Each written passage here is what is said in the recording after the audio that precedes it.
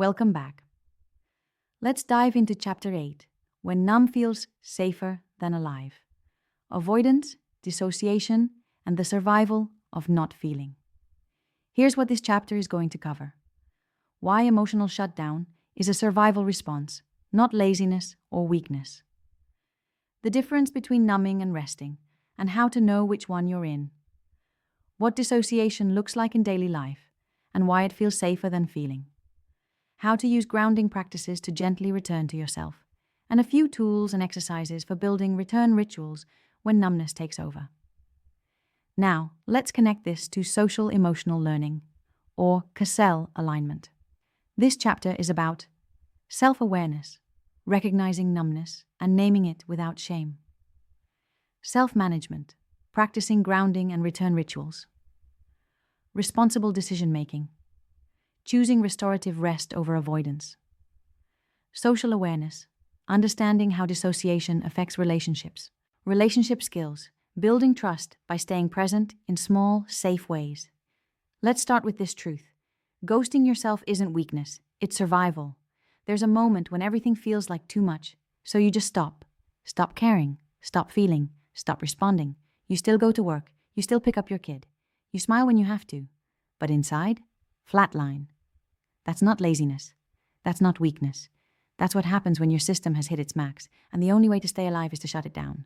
We call it numbing, zoning out, disassociating, not being all there. Whatever name you give it, the body doesn't lie. You didn't choose to feel nothing. You just couldn't take any more. Now let's break this down. Emotional shutdown and what it looks like. It's not always dramatic. Most of the time, it looks like staring at your phone for hours, not remembering what you scrolled, avoiding texts even from people you like, eating because you're bored, not hungry, sleeping 12 hours and waking up tired, not reacting because reacting would mean feeling, and that becomes your new baseline. Not feeling becomes the drug. Silence becomes the comfort. And anything that threatens to wake you up feels dangerous. This is your nervous system in freeze mode. It's not broken. It's doing what it had to do to survive trauma, overstimulation, or burnout. But surviving isn't the same as living. And you deserve to live. Now let's talk about the difference. Numbing versus resting. Sometimes people tell you to take a break or slow down. But if you're used to numbing, those words get messy. Numbing feels foggy, avoids emotion, leaves you feeling guilty after, disconnects you from reality. Resting feels restorative, allows you to feel safely, leaves you clearer, connects you back to life. Numbing is survival. Rest is restoration. Recovery starts when you learn the difference and build a life that makes rest possible. Now let's talk about grounding, coming back without crashing. You can't just snap out of numb. You have to walk back in, slowly, gently. Grounding is the tool. It doesn't mean feel all your feelings now.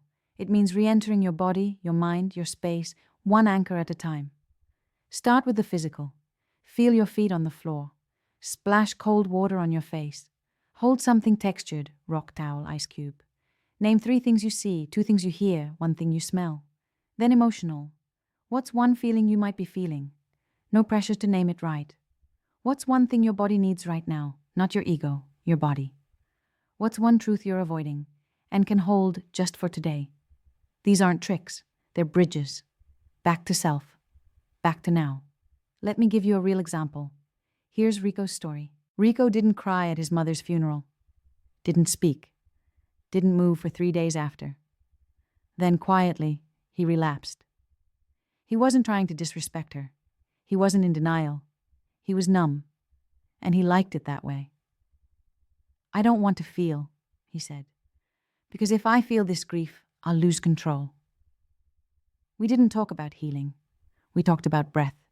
We built a plan. 5 minutes outside every morning. Cold water rinse every night. 1 meal eaten without a screen. Just silence. He started feeling things again, slowly, softly. And when the tears finally came, he didn't run. He stayed. And that was his real sobriety date. Not the day he stopped using, but the day he stopped hiding from himself. Now let me give you Aaron's straight talk. This is Uncle Aaron's check-in. I used to live in the numb zone. Joking, working, showing up. but gone inside. Numb was my armor, my addiction's best friend. If I didn't feel, I couldn't fall apart. But here's the cost. I missed the good stuff too. The laughter that shakes you, the pride in finishing something, the hug that lands. If you're scared to feel again, I get it.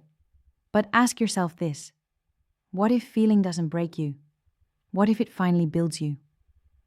Aaron adds, P.S. I still feel this sometimes. I manage it now. All right, let's get practical. Here are some tools and exercises you can actually use.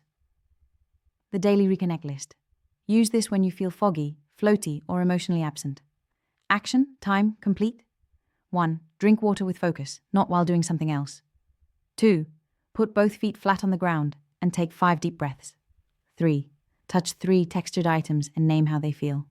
4. Speak one truth out loud, even alone. This isn't therapy, it's returning. Use as needed. Another emo path. Tip, freeze map. Decode numbness in 7 steps. Event, what set me off? Too much noise, grief, stress. Mood, what feeling tried to show up? Body, what shut down first, chest, jaw, thoughts? Impulse, what did I want to do, hide, sleep, disappear? Action, what did I actually do? Need, what was I protecting myself from? Next step, what small anchor could bring me back? Red flag tracker, dissociation edition. Notice when numbing moves into danger. Yellow, checking out once or twice a week, scrolling for hours. Orange, daily disconnect, missed meals, skipped calls. Red, losing time, dangerous lapses, driving, parenting, working while gone. Relapse urges. Yellow means pause.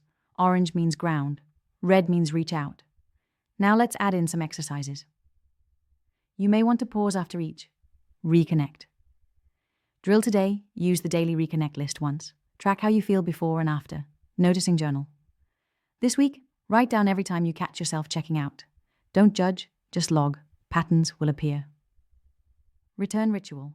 Pick one anchor, a scent, a sound, an object. Practice using it every time you fade. Train your body to come back. Now let's hear Dr. Jones's perspective, her clinical advisory on what's really happening here. Dissociation is a trauma symptom often misread as disinterest. Normalize it as survival. Pair grounding with safe narrative work. Remember, reconnection can only happen when the client feels secure enough to return. Safety first. Depth second. And Nurse C has a note on this from the body and brain side of things. I see dissociation all the time. People walk through life like ghosts, blank stares, cold hands, delayed responses. That's not crazy. It's the body's emergency brake. But if you stay there too long, your health suffers. Immune weakness, falls, missed danger cues. The fix isn't force, it's gentle grounding. Water, protein, sunlight, safe connection. Come back slowly. You're still here. Now it's your turn. Take a moment to reflect. What feeling are you most afraid to feel? And what would it mean if you could feel it without judgment? And finally, here's where we're headed next. You're awake now. But what do you do with all this pain you're finally feeling? Next up. Chapter 9. The grief nobody warned you about.